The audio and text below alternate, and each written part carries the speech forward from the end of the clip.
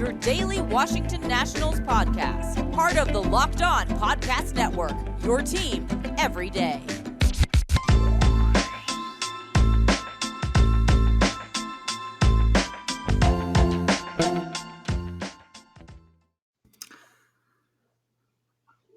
Hello, everybody. Josh Neighbors here for the Locked On Nationals podcast. Joining us today, it is Max Rayman of District on Deck. We're going to talk some Nationals in the major leagues that are currently still playing baseball. We're also going to talk about the Nationals, a couple moves they've made during the offseason. Well, potential moves on one move they've already made. We're going to get Max's thoughts on that. Max, first of all, good to have you back. How are you, my friend? I'm doing well, man. Thanks for having me back. It's been a while. Yes. Have you moved on to Wizards, Caps, and WFT season yet? Have you moved on? I tried to move on to the football season, and then that lasted, about 4 weeks. And then I saw that it was the same product, and I was like, okay. So now I'm back to baseball off season. Yeah, I mean, I understand that fully. The Capitals probably have the same problems they have last year. The Yep. Wizards could be good. And it looks like the Washington football team, their defense is absolutely awful, which we did not think would happen. But we do have good Nationals former players doing well. So I guess that is something, right? Something for the DC area?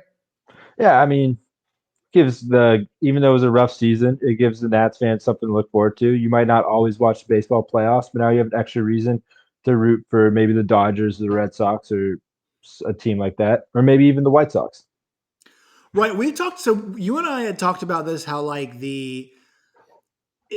it's weird because baseball is the example always, right? The Yankees are always kind of the example of like the team everybody hates. Mm-hmm. And you could argue the Dodgers, because of their sustained success and how much money they spend, are heading towards that place. But I think for a lot of Nationals fans, when you see Trey and you see Max, and you actually just mentioned it too, we talked about it before we got on air, but Steven Souza and Blake Trinan, all these guys that Nats fans know, especially Trey and Max, on the Dodgers, it does make rooting for them a bit easier, especially when you saw, like last night, basically, we saw Juan Soto give the thumbs up for Nats fans to root for the Dodgers, right? He and Kevin Long, hitting coach for the Nats, were at the game behind home plate, and we saw afterwards Max Scherzer come over and give Juan and Kevin Long a high five.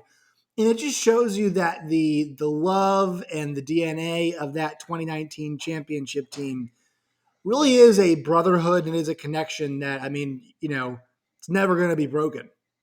Let me ask you something. When's the last time you can remember where a player goes to an opposite player's team's playoff game wearing a former teammate's jersey to root him on?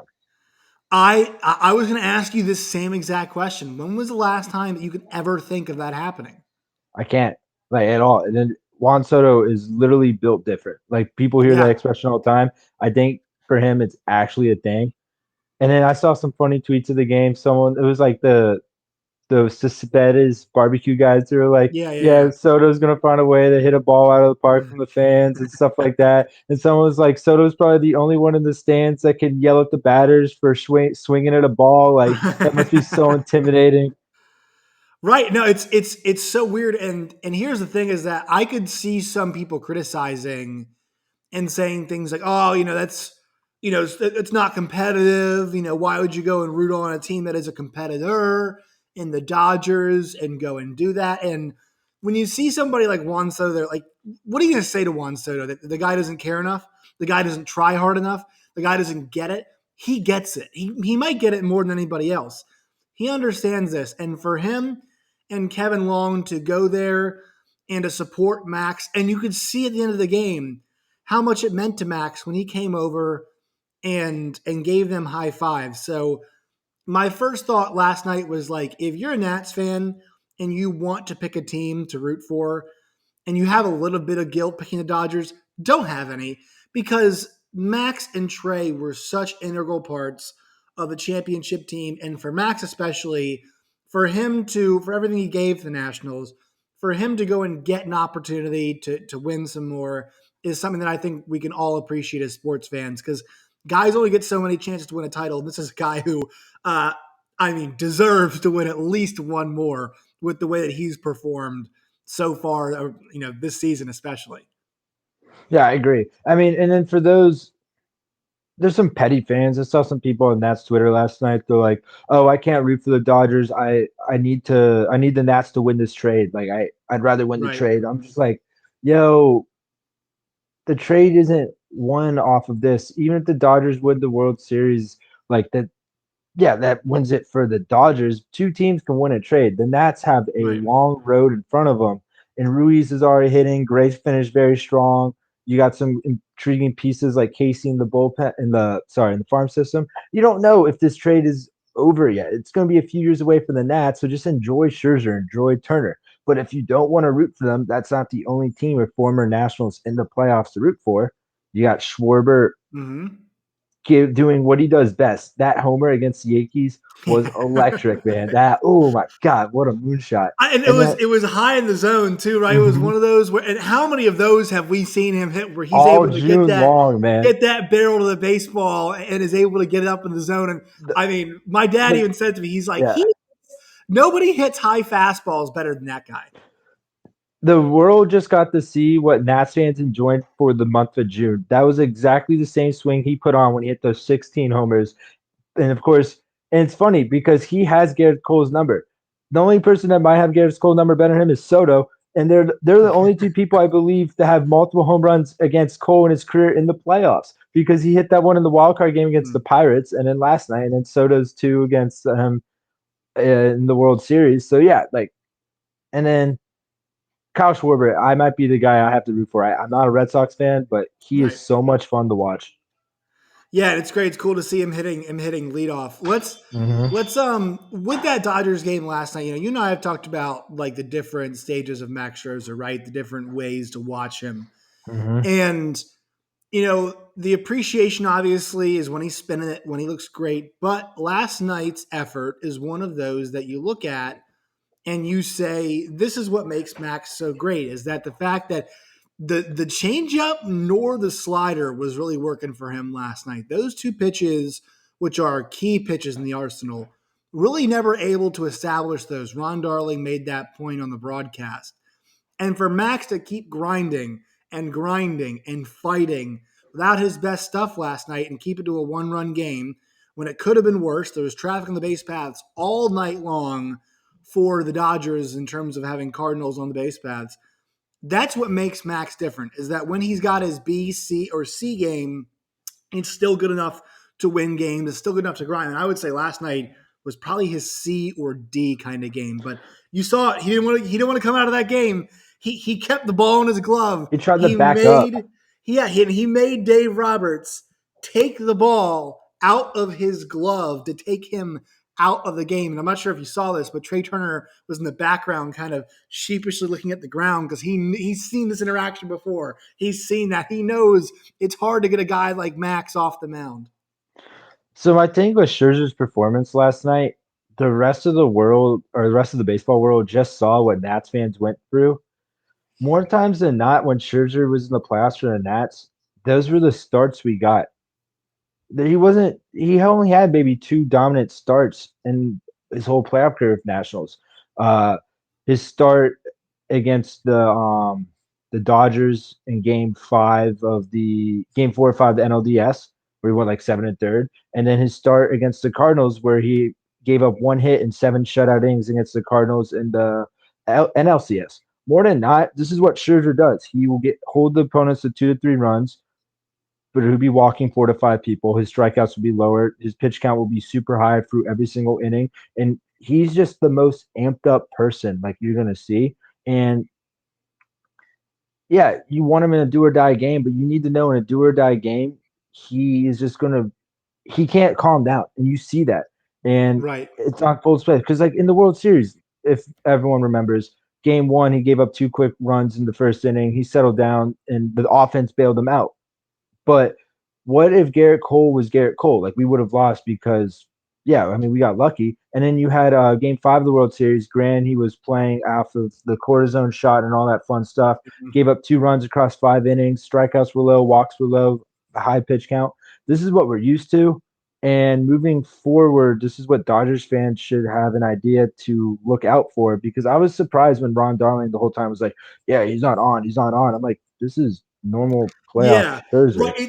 He's because we think of him as on as like his Yeah. dominant self, but that's the grinder that we know, right? Like Hmm. we still consider that on for Max because we're used to seeing it. We've seen it so often, which is And the part. that's my problem. The Nats are all they should be considered a large market, if not a very high medium market. This is how little people paid attention to the Nats beforehand because you have the best pitcher in baseball or top three pitcher in baseball besides Verlander and Kershaw, and people aren't used to what he does in the playoffs. That just goes to show like how little Right. media attention the team actually gets. Yeah, I'm with you on that. We're going to talk about some of the decisions that are made in this game, but first, we're going to hear a word here from our sponsors. Incredible app that everybody needs to get right now, guys. It's called Get Upside. My listeners are making up to 25 cents for every gallon of gas every time they fill up.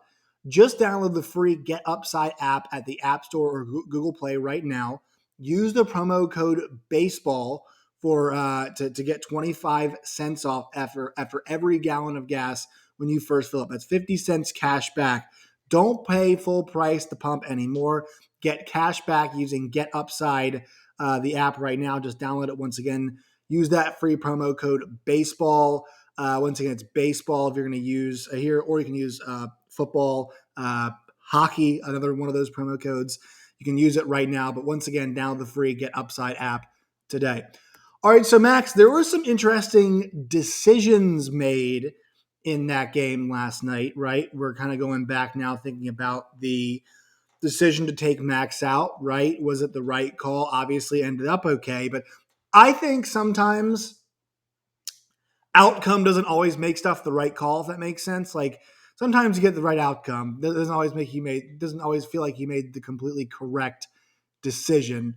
I thought it was a good decision to pull Max when they did. I know Max likes to get heated. They brought in Joe Kelly, and Joe Kelly this year has been fantastic with runners in scoring position. And also something that we've noticed from Max, he can be had, especially last season we saw this later on in his outings when he gets tired third time around.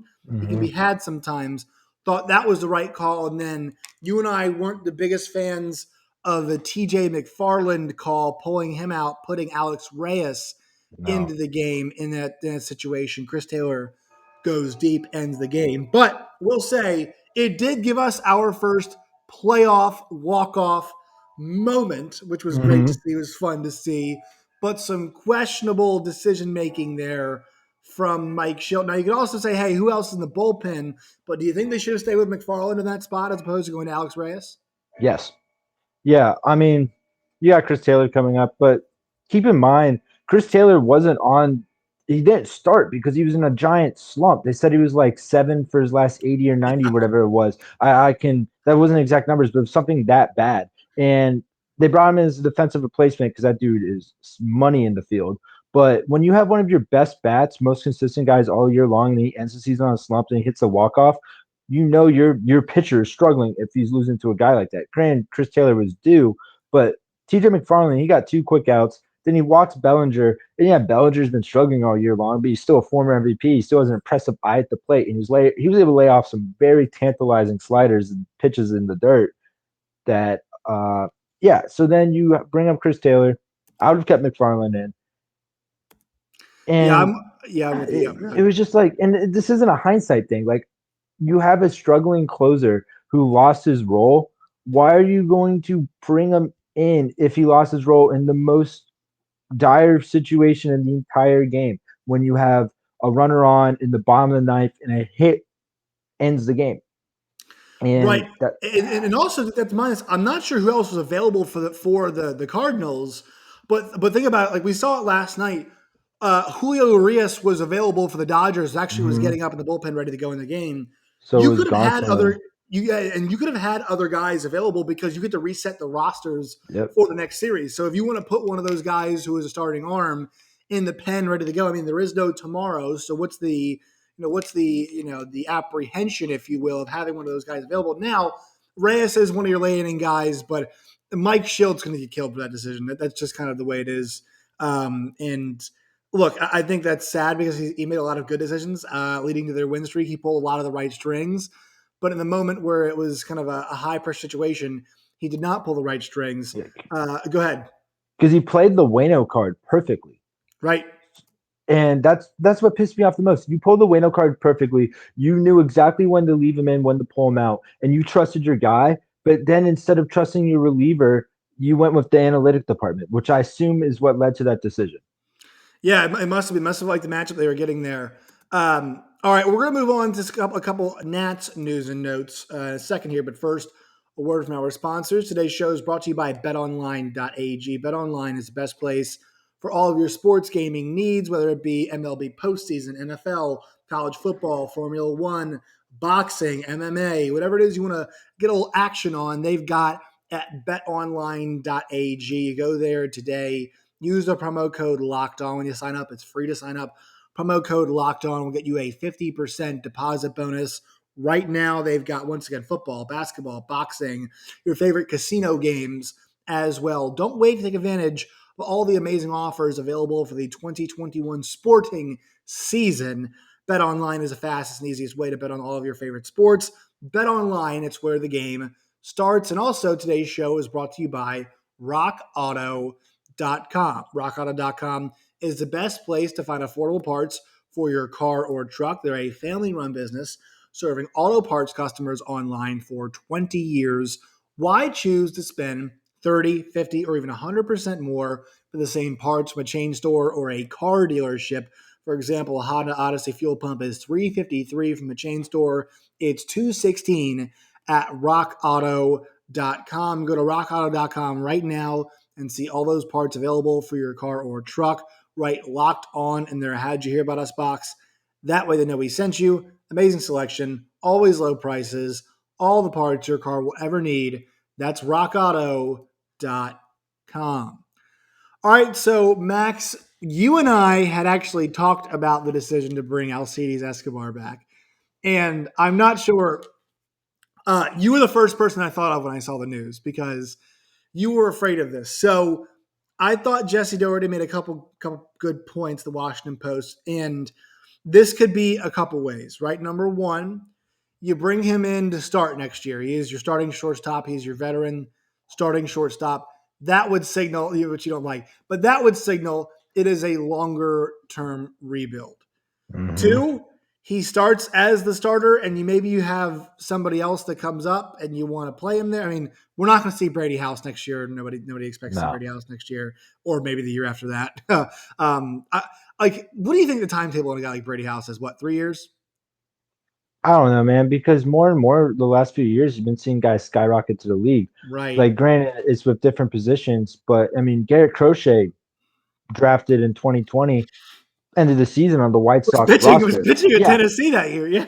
yeah, but it's a little different as a pitcher out of the Right. bullpen because you don't need as much tune-up. But for a shortstop, like, I mean, you still have other guys. And granted, this was a long time ago. Zimmerman drafted number 4 or 5 overall to us, ends the season starting at third base. So, like, Right. I'd say 2 to 3 years. I mean, but the way he was swinging the bat, granted, it Right. was Right. the Right. rookie league. The way he was swinging the bat, man, oh my God. I wouldn't be surprised if he does a Cade Cavalli jump and it ends at AAA next year. Right, right, and you wouldn't be shocked to see it. So that's what they're trying to manage, in my opinion. In my opinion, there's a couple scenarios. One, he's a starter for next year, just so they can say, all right, we're kind of going the full tank mode. Two, he's a utility infielder guy that they're bringing in, a la Josh Harrison. Now, the only problem, I mean, it's good to have a guy like that because you never know what injuries happen. Obviously, the Nationals had a Mm-hmm. situation where Carter Kieboom didn't work out. So when Castro goes to third, that ends up being Josh Harrison at second. So he could be a utility guy, or three, like just straight up utility guy. Like he is not the starter at any position at all, right? He is, there's no plan to go with him as starter, and we'll see what happens. So I think there's kind of the middle utility, right? We think he's going to start. We'll see where he fits in, or the full utility, like he's not starting. He's not starting in the infield. We're going to find somebody else. I think because of the Brady House factor, it's more likely that he's just there for a year and they want to see what happens because they could go for a guy like a Javi Baez, in my opinion, right?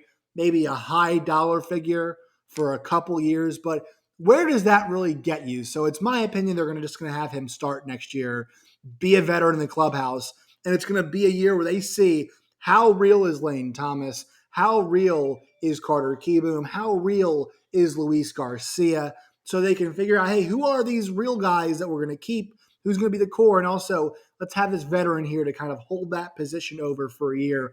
What are your thoughts on Alcides Escobar and the signing, what they're going to do with him? It's two things for me. One, I want him to be a bench player. So if they want him to start, they need to ask themselves this real quick. Upcoming is one of the most stacked free agent classes in recent memory. Everyone was talking about Machado Harper class or the Strasburg Cole class. No, it's this class. This class is insane. And yeah, you don't need to splurge for a top shortstop because of the Brady House situation. Or Brady House aside, you don't need to splurge for a top shortstop because of this. Go for a guy like bring Schwarber back if you want. Because with the new CBA, I'm fully expecting to have a DH. If there's no DH next year, I'll be shocked. Let's say there's a DH. You go get Schwarber to play DH, right? And then go, if you want to splurge a little bit more, Nicholas Castellanos.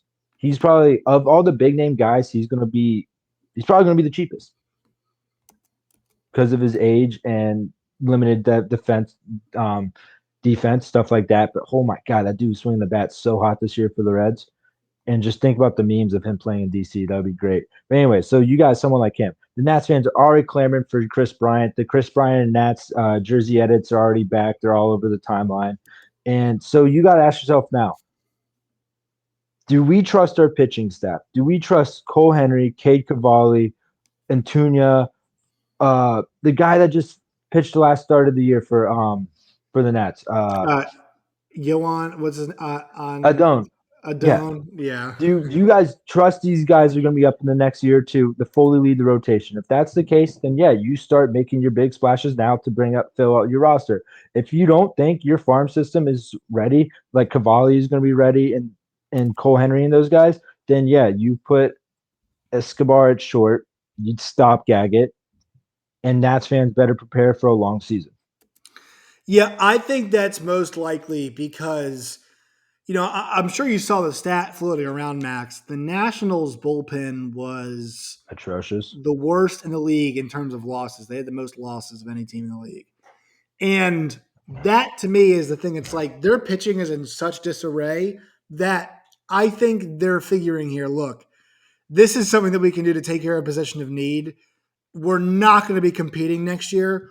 We really need to address the pen. And so because we can get a guy that we trust that came in, that did a great job, we found a guy that we trust at that position. Let's go with him there and let's focus really on pitching. That was my read on the situation. Do you agree? Yeah, I mean, I do think the bullpen should be the main priority, and then I already have my list of guys that I really want to see. Grant, some of them are stopgap guys because most of the guys I've been looking at are already in their 30s, and with relievers, you're going to be the best reliever in baseball, and next year you might be DFA. This is how they go, and so you can't expect all these relievers to help the bullpen when they're ready to get going. But say if you go for a few guys on 1-year deals, right? Then maybe you could fill out your roster a little bit. Because I was looking at guys like your boy Aaron Luke. Oh my God. I wrote multiple articles about him last offseason that we should sign him from the Rays and said we went the money route and went for Brad Hand. And we all saw how that turned out. Aaron Luke was a baller for the Mets this year on a super discount. I got his stats up 0.95 ERA with a 2.45 FIP in 56 and 2/3 innings with 57 strikeouts. Yeah, sign me up. And then you got some former Nats. Hudson, who has always pitched his best in DC. He's just proved that. Old friend of the team, Craig Stammen, still got it. Maybe you don't want him in the high leverage situations, but you do need sixth inning guy, guy in the sixth inning. Yeah, you need those guys. Right? I think Kyle Finnegan definitely deserves a spot in the pen. He's just not a closer. Yeah, which is fine. He was forced in that spot, and it's good experience maybe for him, but this is a guy who's going to be in the 6th, 7th inning, so they have to address that. And Rainey finished strong. I mean, yeah, he had that blip in the last game, but You brought him in with runners on, and then you brought him out for a second inning while he's coming off an injury. So it wasn't the smartest And decision Will on that Harris front. come back too. Yeah, you got to remember Will Harris coming back as well. Yeah, but no I one just knows what if he ever comes back, I mean, yeah. that's been an absolute disaster. The Nets have been pretty unlucky with re-signings. And that kind of leads us to our last like re-signing thing.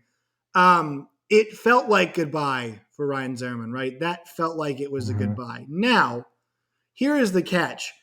His numbers for a guy who predominantly pinch hit were really good. I thought that his numbers, this is not a situation where Mike Rizzo is bringing him back for sympathy and because he's a team mascot and because he's Mr. National, right? Like his numbers were good enough to warrant him coming back, especially on a team that is young, that needs leadership. I like Alcides Escobar. It's a guy who's a World Series champion. I like bringing him back. Ryan Zimmerman's another guy who is a World Series champion in the field. I think would be a good influence to have around on your Carter Keybooms, on your Luis Garcias of the world, on your Riley Adams of the world, on your K-Bear Ruizes of the world. I would be fine for bringing him back in that role, but it really did feel like a goodbye. And I know because he brought all his family in town, it was really cool to see. But that felt like the end, didn't it? I agree, man. It was sad. I'm glad I got to watch it, but I'm looking at his numbers and I agree with you, man. 255 at bats, hit 243, 14 homers, 46 RBIs, 756 OPS. You got that coming off the bench. Oh my God, yeah, you're gonna love those type of numbers. Especially for a guy, he's what, third turning 30s, 37. 37. Yeah. Yeah, those are great numbers for your upper 30 guy who's been around forever. But it did feel like goodbye. Um, and I'm glad he got to go out at Nats Park to a stacked stadium. I'm so glad that the last game actually had implications because so many people showed up that wouldn't have, and he got the real goodbye tribute he deserved. And shout out to the Red Sox, all Yeah. coming out of the dugout, And their fans too. Shout out to the standing Red Sox and their just fans. like, that's what you want for a guy like that. I mean, yeah, he's no Hall of Famer, but like He's Hall of very good, though. He's Hall of very good. I would give him that. he's Hall of maybe if he didn't get hurt, what would he have been? Right, right. But a guy who's just been so consistent his entire career, and I talked about it yesterday, but like the idea that Juan Soto is a player that Ryan Zimmerman could and most guys could dream to be, right? Could only dream to Yeah. be because of his talent level. But Ryan was there from the very beginning, and he was there from when the franchise first showed up in Washington D.C. And now he's got a family. He has got kids. He has got a World Series championship. And there will never be another guy like him. Well, one is going to reach is most likely barring a disaster, going to reach higher heights than Yes. Ryan Zimmerman did. There is never going to be a guy like Zim in terms of what he meant for the Nationals program, what he meant for the organization. There will never be another guy like that. You have a guy come in who makes the pros his rookie this year he's drafted, which at that time was unheard of. They just didn't do it anymore. You have a guy who, while in 2006, while all eyes were on Alfonso Soriano, he gave Soriano a run for his money for not being the most important guy in DC baseball that year. Finished second in rookie of the year voting to, I want to say, Hanley Ramirez. Was the only guy that they knew was long term going through the dark ages. Stuck it out through 100 loss season, signed an extension like that. He said, just give me a no trade clause and I'm in here for the long run. Then he comes up, rewards the team during the playoff years.